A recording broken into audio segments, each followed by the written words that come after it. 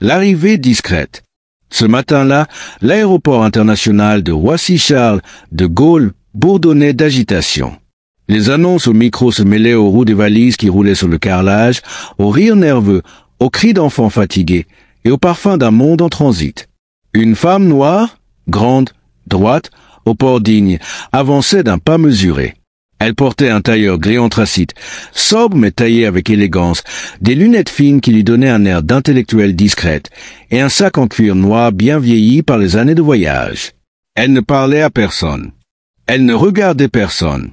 Elle se dirigeait vers le guichet d'enregistrement de la première classe comme on entre dans un tribunal, avec calme, assurance et un silence souverain. Son nom était Myriam Diallo, et derrière ce visage impassible se cachait une figure de justice internationale.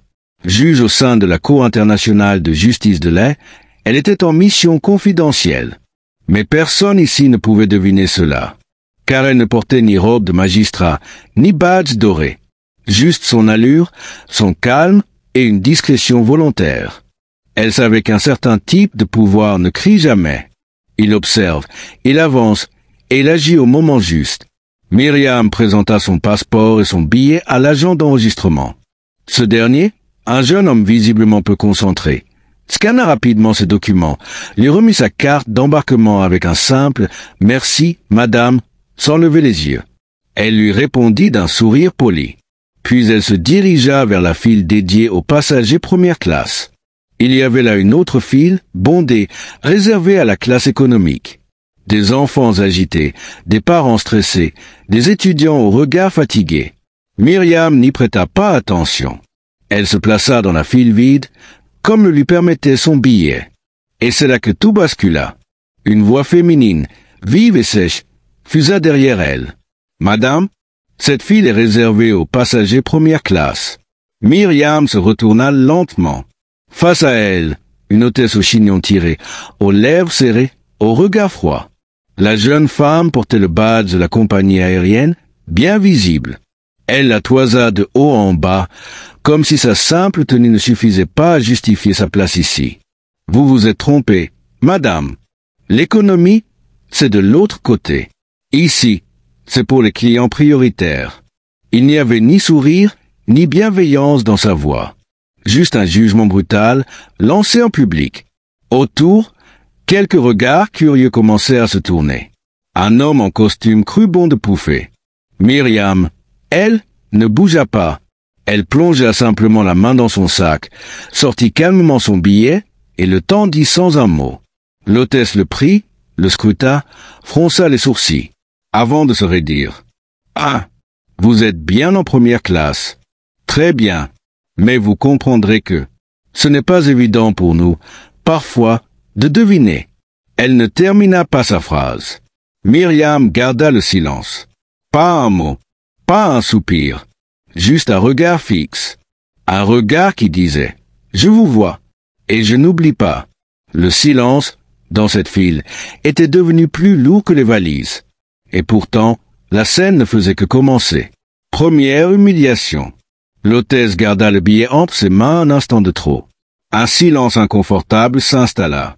Elle semblait lutter intérieurement entre le protocole et ses propres préjugés. Finalement, elle rendit le billet à Myriam avec un sourire figé, presque moqueur. Mais au lieu de la laisser passer, elle fit un pas sur le côté pour lui bloquer l'accès à l'embarquement. « Madame, je vais devoir vérifier autre chose avec ma responsable. » Myriam haussa légèrement un sourcil. Une vérification? Elle n'avait rien demandé. Elle avait montré ses papiers. Son billet était valide. Il n'y avait aucune alerte, aucun comportement suspect. Rien, sauf sa couleur de peau. L'hôtesse fit un geste vers une collègue, sans quitter Myriam du regard. Elle parlait bas, mais assez fort pour que les mots choisis percent l'air autour d'elle. « Je préfère être sûr. On a déjà eu des cas de fraude. » Elle dit qu'elle est en première classe, mais la phrase n'était même pas achevée qu'un homme, plus loin dans la file, leva son téléphone. Il commençait à filmer discrètement. Une femme derrière lui murmura. « C'est gênant. Elle a l'air d'avoir tout en règle. » Mais l'hôtesse ne semblait pas préoccupée par l'injustice de la scène. Au contraire, elle savourait presque l'autorité qu'elle croyait tenir. Myriam ne dit toujours rien. Elle inspira profondément, ferma les yeux une seconde, puis les rouvrit lentement. Elle ne voulait pas répondre sous la colère. Elle connaissait les pièges du moment. Une seule parole de travers, et elle deviendrait la femme agressive, la cliente insolente, la passagère à problème. Elle avait vu ces étiquettes collées 1000 fois à des gens comme elle. L'hôtesse s'éloigna quelques instants pour vérifier. Pendant ce temps, Myriam resta debout, droite, son billet en main. Autour, la gêne se propageait comme une onde. Certains détournaient les yeux, d'autres fixaient la scène avec ce mélange malsain de curiosité et de malaise. L'homme qui filmait murmura à son voisin. « C'est surréaliste. Elle n'a rien fait. Rien du tout. » Lorsque l'hôtesse revint, elle annonça, sans la moindre excuse. « Très bien. Je vais vous laisser passer. Mais sachez que certaines règles de présentation doivent être respectées. Dans ce secteur, on attend un certain standing. C'est une question d'image. » Le mot tomba comme une gifle. Présentation. Standing. Image. 3 mots. 3 condamnations sans procès. C'était dit, ce n'était pas son billet qui posait problème. C'était elle, son apparence, sa peau, sa manière d'être, tout ce qu'elle représentait. Elle ne correspondait pas à l'image fantasmée que cette hôtesse avait de la première classe. Et cela suffisait pour la rabaisser publiquement. Myriam la fixa. Longtemps, pas avec de la haine, mais avec une profondeur glaciale. « Je comprends », murmura-t-elle simplement. Puis elle franchit le portique. Mais au fond d'elle, une certitude s'était ancrée. Cette femme ne savait pas qui elle venait de rabaisser. Elle ignorait qu'elle venait d'humilier l'une des plus hautes magistrates africaines du monde occidental. Et surtout, elle ne savait pas que ce genre de silence, chez les puissants, est toujours temporaire. Le silence qui glace. Myriam avança à travers le portique de sécurité, son billet froissé entre les doigts. Elle ne regardait plus personne. Chaque pas résonnait comme un rappel. Elle aurait pu s'effondrer, hausser le ton, protester. Mais elle avait choisi le silence. Pas par faiblesse, par stratégie. Derrière elle, l'hôtesse reprenait sa place, l'air satisfait. Elle croyait avoir gagné quelque chose, peut-être un sentiment de contrôle, d'autorité. Mais elle ne savait pas qu'elle venait de se rendre invisible aux yeux de celle qu'elle avait méprisée, invisible comme seuls les arrogants peuvent le devenir aux yeux des puissants silencieux. Myriam marcha jusqu'au lounge première classe. À l'intérieur, fauteuil en cuir, moquette feutrée, boissons fraîches et sourires professionnels des employés. Ici, plus personne ne la regardait avec suspicion. Ici, elle redevenait simplement une passagère bien habillée, avec un billet cher. Mais l'affront restait dans son esprit. Elle n'avait pas l'intention de le laisser passer.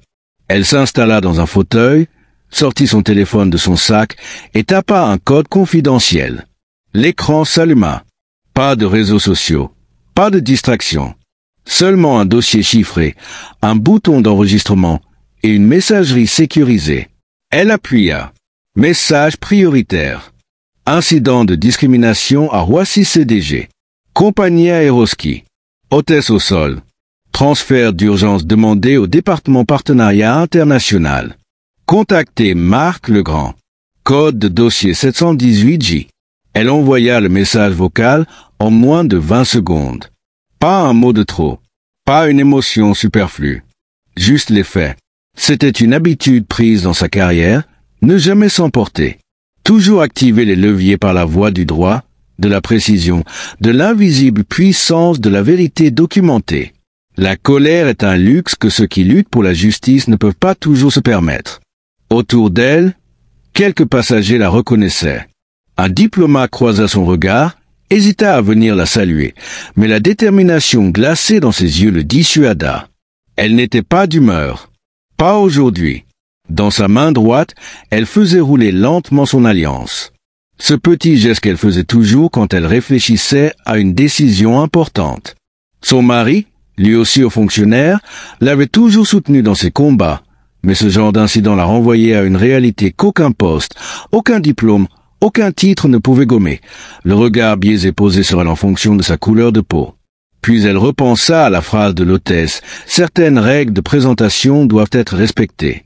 Elle se demanda combien de femmes noires avaient entendu ces phrases, ou une version d'elle, dans des bureaux, des banques, des hôtels, des restaurants.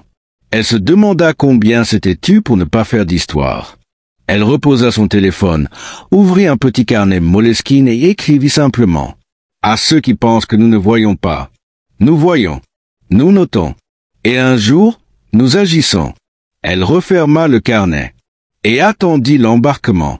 Pas d'énervement, pas de plainte sur place, mais un calme glacial, le calme de celle qui sait que le vrai coup de tonnerre vient toujours après le silence. Les regards se tournent. Lorsque l'heure de l'embarquement fut annoncée, Myriam rangea son carnet, prit calmement son sac et se leva. Elle marchait lentement vers la passerelle, dans cette posture droite et silencieuse que même ses collègues de justice lui enviaient, celle d'une femme qui ne se laisse jamais déformer par l'humiliation. Mais alors qu'elle avançait, les regards la suivaient. Cette fois, ce n'était plus le mépris. C'était le doute, le malaise, et une curiosité mêlée de malaise. Dans la salle d'embarquement, l'atmosphère avait changé. Le jeune homme qui avait filmé la scène plutôt regardait Myriam avec un mélange de respect et de colère. Il savait ce qu'il avait vu. Il avait revu la séquence sur son écran à plusieurs reprises, choqué par l'assurance froide de l'hôtesse et le calme tranchant de cette femme silencieuse. Alors qu'elle s'approchait de la passerelle, Myriam sentit la présence de l'hôtesse, postée juste à l'entrée de l'avion. Même posture, même air supérieur, comme si rien ne s'était passé. « Bienvenue à bord, madame » lança-t-elle d'un ton mécanique. Myriam ne répondit pas. Elle sortit son téléphone, ouvrit sa messagerie sécurisée et envoya un simple accusé de réception vocale sans même regarder l'hôtesse. L'embarquement a eu lieu. Présence de l'agente concernée confirmée. Procédure en cours. Attente de réponse du siège. Myriam Diallo. Fin du message. Pas de menace. Pas de plainte. Juste un fait enregistré. Transmis, archivé. Elle pénétra dans l'avion.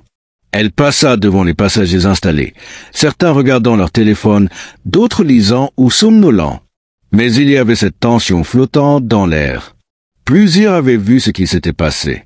Et maintenant qu'elle marchait entre les rangées vers la première classe, ils comprenaient qu'elle n'était pas une simple femme, pas une passagère ordinaire. Sa manière d'entrer dans cet espace, son regard déterminé, son élégance contenue, tout en elle évoquait un pouvoir silencieux. Un pouvoir que l'hôtesse avait sous-estimé. Dans le fond de la cabine économique, le jeune homme qui avait filmé avait déjà cliqué sur envoyer. La vidéo partait sur Twitter avec une légende simple. Une hôtesse humilie une femme noire en première classe. Ce qu'elle ne sait pas, c'est une juge internationale.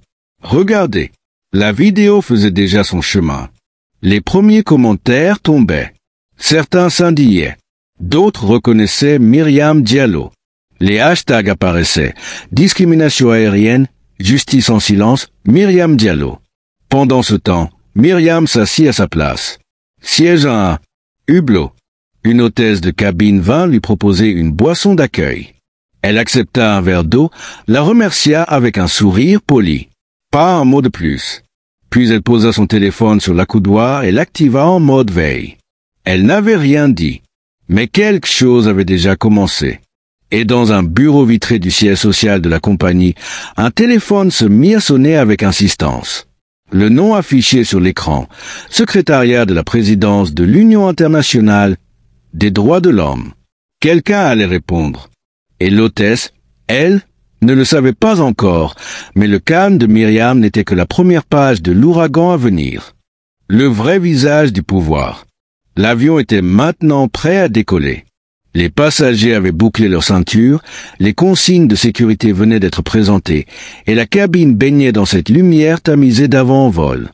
Un calme trompeur, un silence suspendu.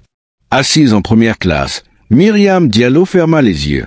Non pour dormir, mais pour mieux écouter. Elle sentait chaque vibration, chaque souffle de tension autour d'elle. Car malgré les apparences, tout venait de changer.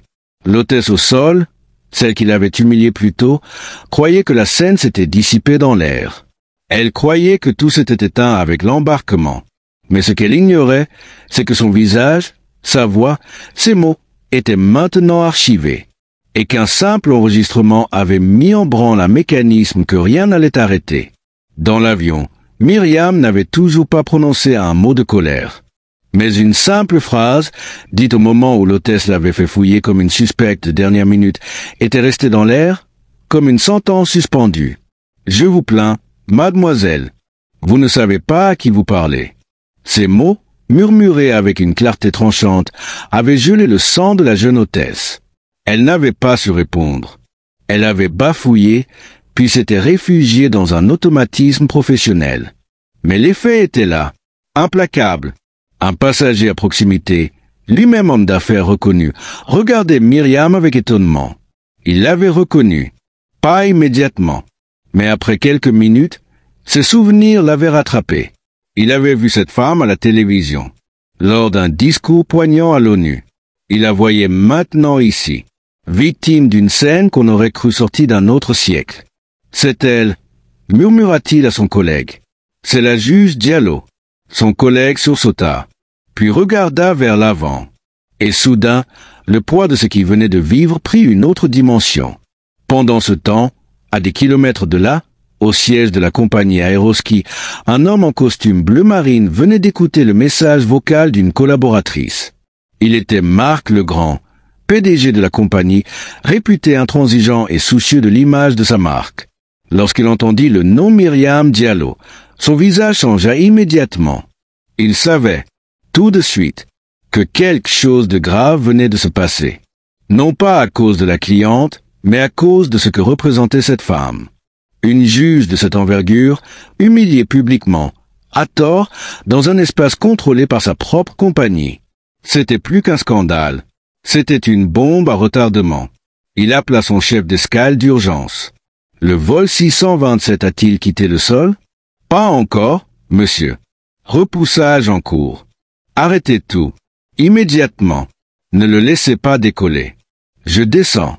Il ne prit même pas l'ascenseur. Il descendit les escaliers. Téléphone à l'oreille, cravate légèrement desserrée, visage fermé. À bord, les moteurs vrombissaient. L'appareil commençait à rouler lentement vers la piste quand l'interphone s'activa. « Mesdames et messieurs, nous vous informons d'un léger contretemps technique.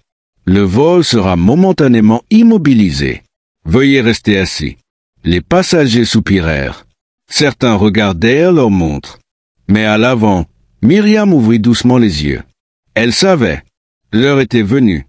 Et dans le hall de l'aéroport, un homme en costume, suivi de 2 agents de sécurité et d'un assistant, marchait d'un pas rapide vers l'avion. Il n'y avait plus de doute. Le vrai pouvoir venait de se lever de son fauteuil. Et il venait en personne. L'appel qui change tout. L'avion était à l'arrêt. Les moteurs tournaient au ralenti. Un murmure d'incompréhension parcourait la cabine. Les passagers échangeaient des regards interrogateurs. Certains pensaient à un problème technique, d'autres évoquaient une alerte de sécurité. Mais personne ne savait qu'à quelques pas, l'équilibre du pouvoir venait de basculer. Marc Legrand avançait à grandes enjambées sur le tarmac. Il n'avait pas mis de veste. Son badge PDG cliquetait contre son téléphone. Son visage, tendu et pâle, témoignait d'une urgence peu commune. Il ne déléguait jamais ce genre d'intervention. Mais là, il n'y avait pas le choix. Car le nom Myriam Diallo n'était pas celui d'une cliente ordinaire. Il se souvenait de son visage. Il l'avait vue sur les écrans du Forum mondial de Genève. Il avait lu ses articles dans le monde diplomatique. Il savait qu'elle était respectée, crainte parfois, mais toujours écoutée. Une voix rare dans un monde souvent sourd. Et voilà qu'on l'avait humiliée, dans sa compagnie, devant des témoins, filmé, documenté, sans que personne n'intervienne. Il accéléra encore le pas. Dans la tour de contrôle, les agents observaient la scène avec étonnement. On leur avait demandé de suspendre l'autorisation de décollage d'un vol pour des raisons internes de très haute priorité. C'était du jamais vu. À bord, l'équipage fut informé par radio que le PDG allait monter à bord. Une hôtesse sursauta. Le grand? En personne? Ici? Même le commandant de bord, pourtant un homme de sang-froid, ajusta nerveusement sa cravate. Quelques minutes plus tard, la porte de l'avion s'ouvrit à nouveau. Et dans la lumière crue de l'aube, Marc Legrand apparut. Pas comme une figure marketing. Pas comme un dirigeant souriant à une caméra. Mais comme un homme qui venait réparer un désastre et affronter la conséquence d'un choix qu'il n'avait pas fait. Il entra dans la cabine, regarda autour de lui, repéra immédiatement la première classe et avança droit devant. Aucun mot, aucun sourire, juste objectif. Il s'arrêta devant le siège à 1A. Myriam Diallo releva lentement les yeux vers lui. Elle n'avait pas bougé. Elle était restée là, impassible, comme une reine qu'on aurait essayé de couronner avec de la boue. Marc inspira. Il ne sortit pas de discours. Il ne joua pas la comédie. Il baissa simplement la tête et dit, d'une voix basse mais lourde de sens, « Madame la juge Diallo, je suis profondément désolé. » Le silence devint religieux. Toute la cabine, suspendue, attendait la suite. Certains passagers, qui avaient reconnu l'homme ou la femme, se redressaient légèrement, comme s'ils assistaient à quelque chose de plus grand qu'eux. Le grand continua. « Je suis le président-directeur général de cette compagnie. Ce qui s'est passé ce matin est inacceptable. C'est une honte, et je vous présente, en personne, nos excuses officielles. » Immédiatement, Myriam ne répondit pas tout de suite. Elle le fixa longuement, sans agressivité. Juste, avec cette lucidité froide qu'ont les femmes qui ont trop souvent été obligées de pardonner ce qu'elles n'avaient jamais causé. Puis elle posa ces mots, lentement. « Ce n'est pas pour moi que vous êtes là. C'est pour ce que je représente. Une cliente noire, debout, dans la dignité. Et vous avez eu peur que le monde voie ce que vous ne voulez pas qu'il voie. » Le grand ne protesta pas. Il hocha la tête. Il savait qu'elle avait raison. « Souhaitez-vous que nous procédions à une mesure immédiate envers le personnel concerné ?» demanda-t-il enfin. Un frisson parcourut la cabine. La tension était à son comble. Allait-elle demander un renvoi? Une sanction publique? Une exclusion? Mais Myriam resta fidèle à elle-même. Elle tourna la tête vers le hublot et dit calmement, « Je ne suis pas là pour faire tomber des têtes. Je suis là pour que les choses changent et que cette hôtesse comprenne enfin le poids de ses gestes. » Puis elle ajouta, « Vous avez 1 heure, pas plus, pour décider si votre compagnie mérite encore le respect du monde. » Le PDG se redressa. Une sueur froide perla à sa tempe. Il venait de comprendre une chose. Ce n'était pas une passagère qu'on avait offensée. C'était une époque qu'on venait de défier. L'homme en costume débarque. Le vent du matin fouettait le tarmac. Les moteurs du Boeing 787 ronronnaient en sourdine, prêts à décoller, suspendus dans l'attente d'un ordre supérieur. Mais à cet instant précis, plus rien ne comptait que cet homme debout au milieu de la première classe, regardant une femme assise comme on contemple une vérité qu'on aurait trop longtemps ignorée. Marc Legrand, PDG d'Aéroski, venait de s'excuser. Mais ce n'était pas suffisant. Myriam n'était pas venue chercher des excuses. Elle attendait un acte, une position claire. Et tout le regard, désormais, se tournait vers celle qui avait déclenché la tempête, l'hôtesse. Elle venait de franchir la porte de la cabine à l'avant, son talkie-walkie toujours en main, quand elle aperçut Marc Legrand. Elle s'immobilisa net. Son visage, d'abord sur de lui, se décomposa lentement. Les couleurs fuirent ses joues. Ses doigts tremblèrent. Elle reconnut immédiatement l'homme qui dirigeait l'ensemble du groupe aérien. Et elle comprit, avant même qu'il ne parle, que ce n'était pas un simple incident de service. C'était une affaire d'honneur, de réputation, de justice. Legrand la fixa. Il n'y avait aucune colère dans ses yeux, mais une gravité si profonde que le silence devint insupportable. « Mademoiselle, dit-il d'un ton sec mais maîtrisé, approchez. » Elle obéit, lentement, comme si chaque pas l'éloignait un peu plus de sa propre certitude. « Vous reconnaissez cette passagère ?» demanda-t-il. « Oui, monsieur, » souffla-t-elle, presque inaudible. « Répétez-moi ce que vous lui avez dit à l'embarquement. » Elle hésita. Elle regarda Myriam, qui la fixait sans haine, juste avec cette intensité calme, impossible à fuir. Alors elle bredouilla. « Je lui ai dit que certaines règles de présentation devaient être respectées.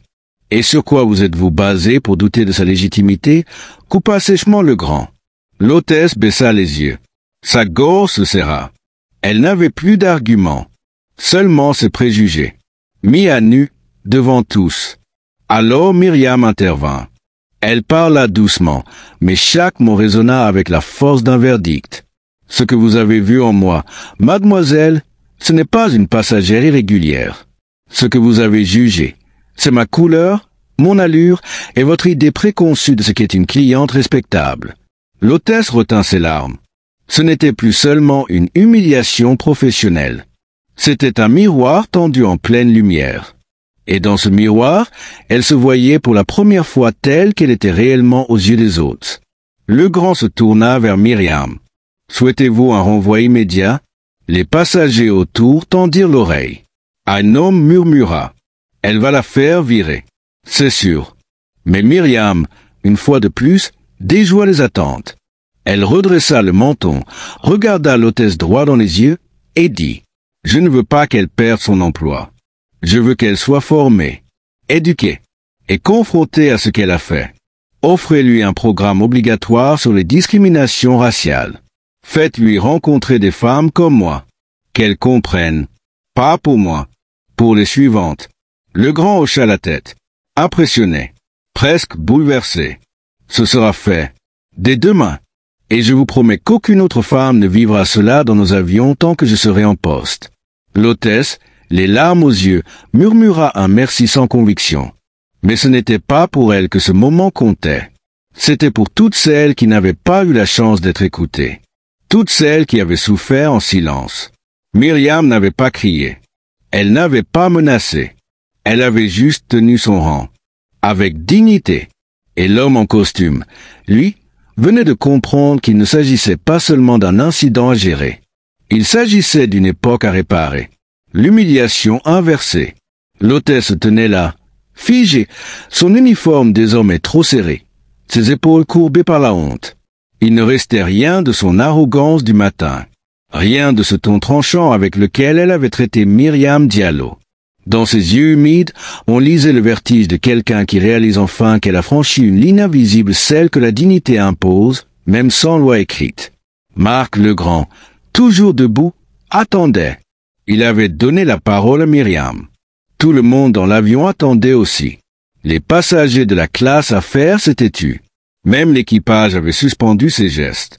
Le temps semblait figé, comme si le destin lui-même retenait son souffle. Et Myriam, fidèle à elle-même, choisit ni la vengeance, ni la faiblesse. Elle se leva lentement, ajusta son tailleur, croisa les bras, puis regarda l'hôtesse droit dans les yeux. « Vous savez ce que vous avez fait, n'est-ce pas ?» demanda-t-elle doucement. L'hôtesse hocha la tête, incapable de parler. Son visage était en feu. « Vous n'avez pas juste douté de mon billet. Vous avez jugé ma place, mon rang, ma valeur. Vous avez parlé à travers un filtre ancien, celui que tant d'autres ont utilisé avant vous, la présomption que la noirceur ne rime pas avec excellence. » Personne ne bougeait. Les mots de Myriam claquaient dans l'air comme des flèches silencieuses, plantées dans les consciences. « Vous avez oublié une chose essentielle, » poursuivit-elle. « Ce n'est pas l'uniforme qui vous rend respectable, c'est la manière dont vous traitez les autres. Et aujourd'hui, vous avez perdu cette dignité.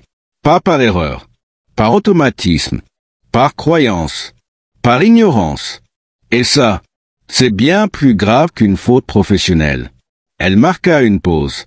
L'hôtesse serra les poings, prête à imploser de honte. Mais au lieu de demander son renvoi, Myriam fit quelque chose de plus grand. Elle tourna légèrement vers Marc Legrand. « Je ne veux pas qu'elle soit punie. Pas comme vous l'entendez. La punition, ce serait de la faire partir sans qu'elle comprenne. Je veux qu'elle reste, qu'elle regarde chaque femme noire qu'elle croise et qu'elle se souvienne de ce jour. Je veux que sa honte devienne une graine. Une graine qui, un jour, la pousse à parler à ses collègues, à s'élever, à corriger les erreurs qu'elle a normalisées. » Un murmure d'admiration parcourut la cabine. Ce n'était pas du pardon. Ce n'était pas de la clémence. C'était un verdict, une leçon, une restitution de justice que même un tribunal ne pouvait offrir. Marc Legrand inspira profondément. Il s'adressa à l'hôtesse. « Vous suivrez immédiatement une formation intensive en inclusion, éthique professionnelle et gestion des diversités. Vous rencontrerez des femmes comme Madame Diallo. Et vous serez réévalué avant d'avoir de nouveau un poste de contact. L'hôtesse acquiesça, la voix brisée. Elle comprenait que sa carrière ne serait plus jamais la même. Mais ce qu'elle ne savait pas encore, c'est que ce jour marquerait le début d'un éveil. Elle venait de toucher le fond. Oui, mais peut-être, au fond, le vrai changement commence toujours par une gifle silencieuse de vérité. Myriam, elle, reprit sa place. Le regard tourné vers le hublot. Le monde extérieur filait, mais en elle, tout était clair. Elle ne voulait pas être applaudie, ni célébrée. Elle voulait que l'on retienne une seule chose. La vraie puissance, c'est de transformer l'humiliation en leçon, et le silence en justice. Une leçon en altitude. Le silence planait toujours dans la cabine, mais il n'était plus lourd. Il était devenu respectueux, dense, chargé de conscience. Quelque chose avait changé, irréversiblement. L'humiliation infligée à Myriam avait été retournée avec une grâce impitoyable, et même ceux qui n'avaient rien dit jusqu'ici en ressentaient le poids. Marc Legrand se tourna vers l'ensemble des passagers. Il savait que ce moment n'était pas privé. Il n'était pas une affaire entre deux personnes. C'était une scène symbolique, un miroir tendu à tout un système. Alors il prit la parole, debout, sans micro, mais avec autorité. « Mesdames et messieurs, dit-il calmement, je vous dois, à vous aussi, des excuses. » Les passagers, surpris, levèrent les yeux. Certains avaient déjà deviné ce qu'il allait dire. Mais l'entendre restait puissant. Nous avons failli. Pas par erreur technique, pas par turbulence imprévisible, mais par préjugés, par négligence humaine. Ce matin, une cliente a été humiliée. Non pour ce qu'elle avait fait, mais pour ce qu'elle représentait. Il jeta un regard vers l'hôtesse, restée debout, tremblante. Notre compagnie porte une devise. L'élégance du ciel commence au sol, point, mais aujourd'hui, cette élégance a été piétinée. Et nous avons oublié l'essentiel. Ce ne sont pas les sièges en cuir ni les vins servis à bord qui font notre grandeur. Ce sont les valeurs que nous portons. L'écoute, le respect, la justice. Puis il se tourna vers Myriam. Cette femme que vous avez vue entrer discrètement est une juge internationale. Elle siège là où les nations s'affrontent et où les peuples cherchent réparation. Mais elle n'a pas eu besoin de son titre pour nous remettre à notre place. Elle a utilisé ce que plus personne ne semble comprendre, le calme, la clarté, l'autorité du silence. Un murmure d'approbation traversa les rangées. Certains hochèrent la tête, d'autres baissèrent les yeux, conscients d'avoir été témoins, mais restés passifs. Puis Legrand ajouta, « Je vous demande une chose.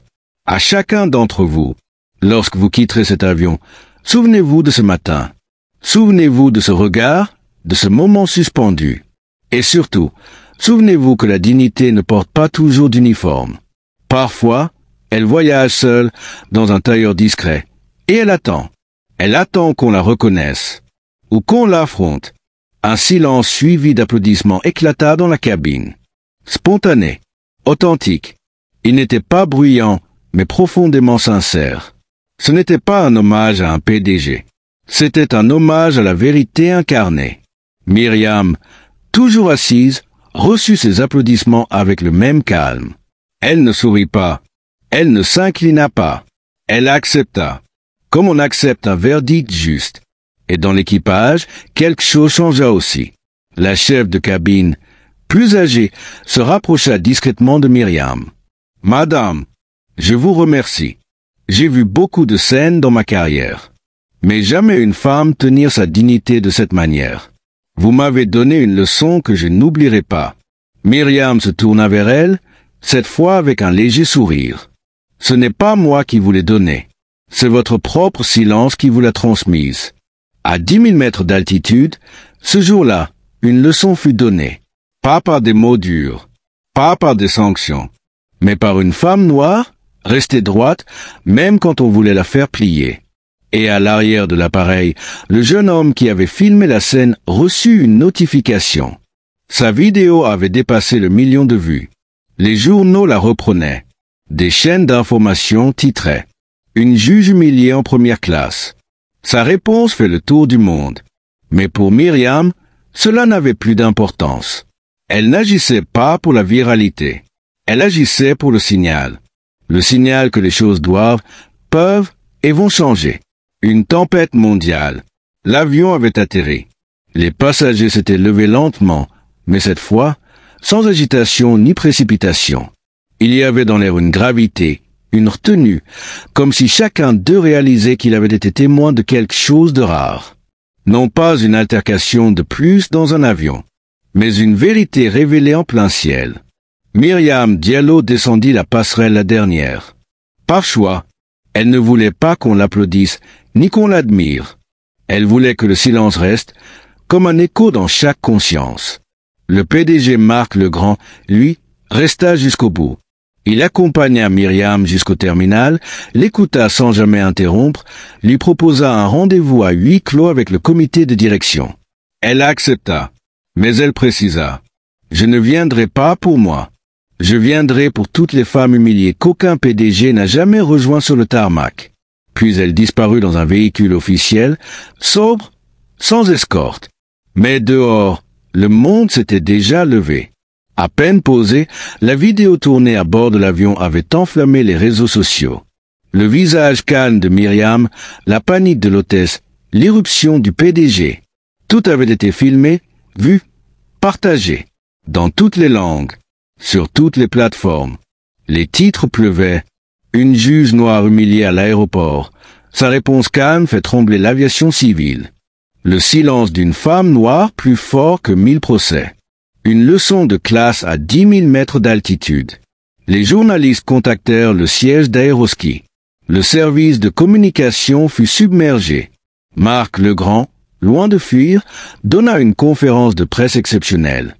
Nous avons failli. Nous avons appris. Et désormais, nous allons reconstruire. Il annonça une série de mesures immédiates. Un programme obligatoire de lutte contre les discriminations pour tous les employés de la compagnie, la mise en place d'un observatoire interne sur les biais comportementaux, et une invitation publique à Myriam Diallo pour co-construire ce changement. Mais Myriam, fidèle à son style, refusa les projecteurs. Elle publia un message court, simple, universel. Je ne suis pas une exception. Je suis la voix de celle qu'on n'écoute pas. Aujourd'hui, j'ai été filmé. Mais hier, d'autres ont été humiliés dans le silence. Que chaque entreprise sache, le monde regarde. Et désormais, il répondra. Son message fut partagé par Michelle Obama, Oprah Winfrey, Christiane Taubira et d'innombrables militantes. Il fit la une du New York Times, du Guardian, de Jeune Afrique. Et ce jour-là, dans les halls d'aéroports du monde entier, quelque chose changea. Des hôtesses regardèrent autrement les femmes silencieuses en tailleur. Des chefs d'escale formèrent leurs équipes avec plus d'attention. Des passagers osèrent se lever, prendre position, dire non. Et l'hôtesse, celle qui avait tout déclenché, ne perdit pas son poste. Elle fut placée en congé obligatoire, puis intégrée dans un programme d'éveil sur les discriminations. Elle écrivit, quelques mois plus tard, une lettre ouverte publiée dans Le Monde. Ce jour-là, j'ai perdu mon confort, mais j'ai gagné ma conscience. Merci, Madame Diallo. Quant à Myriam, elle retourna à La Haye, reprit son siège au sein de la Cour internationale. Rien dans son apparence ne trahissait ce qu'elle avait vécu. Mais dans son bureau, sur une étagère en bois brut, un cadre était apparu. À l'intérieur, un simple papier, manuscrit. Le silence est une arme, mais la dignité est une victoire. Et à côté, discrètement, la photo d'un avion. Pas pour se souvenir de l'humiliation, mais pour se souvenir de ce jour, où la justice a pris l'avion. Une leçon gravée dans les consciences. Ce jour-là, dans un aéroport comme tant d'autres, une scène de plus aurait pu passer inaperçue. Une femme noire jugée sur son apparence. Une humiliation banalisée. Un silence contraint. Mais Myriam Diallo a refusé d'être une victime de plus. Elle n'a pas crié. Elle n'a pas frappé. Elle a laissé le monde voir et comprendre que la puissance n'a pas besoin de hurler pour bouleverser les structures. Son calme a démasqué l'ignorance. Son silence a désarmé l'arrogance. Sa dignité a inversé les rôles. Ce n'est pas une hôtesse qu'elle a remis à sa place. C'est un système entier qu'elle a forcé à se regarder en face. Et au cœur de cette histoire, une vérité demeure. Le respect ne s'achète pas. Il ne se demande pas. Il se porte. Et ceux qui savent le faire finissent toujours par se faire entendre. Myriam n'a pas changé le monde ce jour-là. Mais elle a changé la façon dont le monde regarde les femmes comme elle. Et parfois, cela suffit pour commencer une révolution.